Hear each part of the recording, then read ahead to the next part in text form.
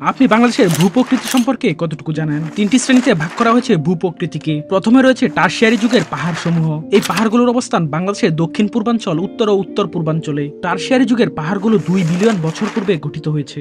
এই পাহাড়গুলো বাংলাদেশের 12% এলাকা জুড়ে রয়েছে। 2 নম্বরে রয়েছে প্লাইস্টোসিন কালের সোপান সমূহ। মধুপুর ও বাউয়ালগড়, কুমিল্লা লালমাই পাহাড় ও উত্তরাঞ্চলের বরেন্দ্রভূমি এই ভূমির অন্তর্ভুক্ত। 8% হল মোট ভূমির। প্লাইস্টোসিন কালের সোপান সমূহ গঠিত হয়েছে 25,000 বছর পূর্বে। মাটির ধরন লালচে ও কঙ্কর মিশ্রিত। 3 নম্বরে রয়েছে সাম্প্রতিককালের প্লাবন সমভূমি। বাংলাদেশের মোট ভূমির 80% সাম্প্রতিককালের প্লাবন সমভূমি, যা বাংলাদেশের মোট ভূমির 1,24,266 বর্গ কিলোমিটার। বাংলাদেশের ঠিক মাঝামাঝি স্থান দিয়ে বয়ে গেছে কর্কট ক্রান্তি রেখা। বাংলাদেশের উত্তর উত্তর পশ্চিম থেকে দক্ষিণ দক্ষিণ পূর্ব প্রান্ত পর্যন্ত সর্বোচ্চ বিস্তৃতি 760 কিলোমিটার। অপরদিকে বাংলাদেশের পূর্ব পশ্চিমে সর্বোচ্চ বিস্তৃতি 440 কিলোমিটার। বাংলাদেশ সম্পর্কে আপনারা কে কোন বিষয়ে জানতে চান আমাদের কমেন্টে জানান।